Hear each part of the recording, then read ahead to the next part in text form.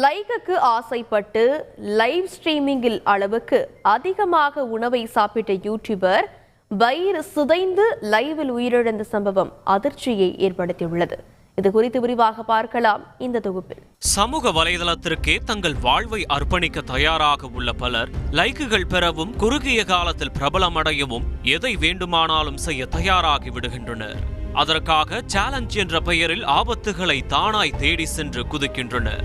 சாகசங்களை மேற்கொள்வது, கமெண்ட்டுகளில் சொல்லும் செயல்களை வீடியோவாக வெளியிடுவது என பல சேலஞ்சுகள் அதில் அடங்கும்.